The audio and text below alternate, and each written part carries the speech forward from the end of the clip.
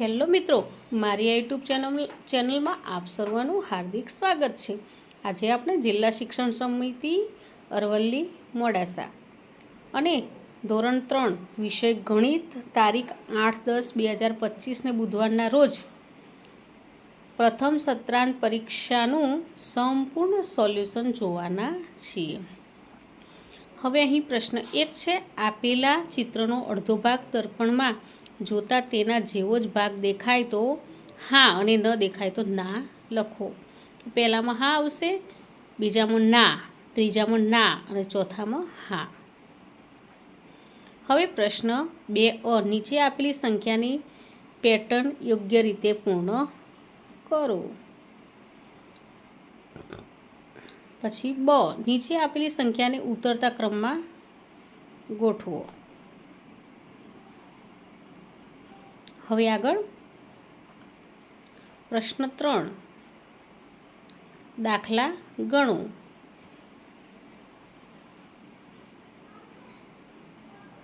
અહીં પહેલા દાખલાનો જવાબ 988 છે, બીજાનો 969, ત્રીજાનો 742, ચોથાનો 910 અને પાંચમાનો 819 જવાબ આવશે। હવે પ્રશ્ન 4 યોગ્ય રીતે જોડકા જોડો। અંદાજિત માપ લખવાનું છે આપણે। તો પહેલામાં અંદાજિત માપ 3 સેન્ટીમીટર, બીજાનું 15 સેન્ટીમીટર, ત્રીજાનું 9 મીટર અને ચોથાનું 1 કિલોમીટર આવશે। હવે આગળ પ્રશ્ન 4ની બ આપેલા ખાનામાં યોગ્ય જવાબ લખો।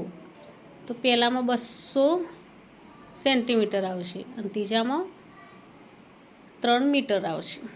પછી પ્રશ્ન 5 છે। નીચે આપેલા આકૃતિમાં કેટલા ખૂણા અને કેટલી ધાર તેની ગણતરી કરી લખો। તો અહીં ડસ્ટર આપેલું છે, ડસ્ટરની આકૃતિ, એમાં ધારની સંખ્યા 12 છે અને ખૂણા 16। કાગળનો ટુકડો તો ધાર 4 આપી છે અને ખૂણાઓ પણ 4 છે। પછી લખોટીમાં કોઈ ધારની સંખ્યા પણ 0 છે અને ખૂણાની સંખ્યા પણ 0 છે। પાસો તો પાસામાં ધારની સંખ્યા 12 આવે અને ખૂણાની સંખ્યા 16 આવે। હવે પ્રશ્ન 6 નીચે આપેલા દાખલા સૂચના મુજબ ગણો। તો પહેલાં 2 દાખલા આપેલા છે એ સાદી બાદબાકીના છે અને નીચે 3 દાખલા આપેલા છે પણ એમાંથી આપણે 2 ગણવાના છે, એ દસકાવાળી બાદબાકીના છે।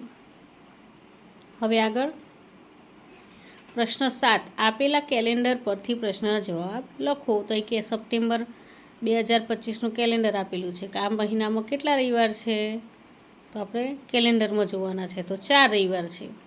14મી તારીખ કયો વાર છે, તો રવિવાર।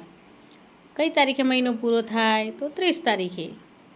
હવે પ્રશ્ન 8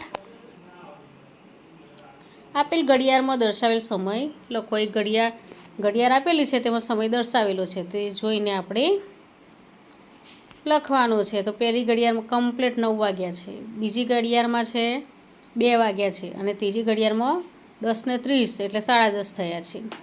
તો મિત્રો અહીં આ પેપર સોલ્યુશનનો વિડીયો ગમ્યો હોય તો લાઇક, શેર અને સબસ્ક્રાઈબ ચોક્કસથી કરજો અને હા, જેને જરૂર હોય તેને શેર પણ કરજો।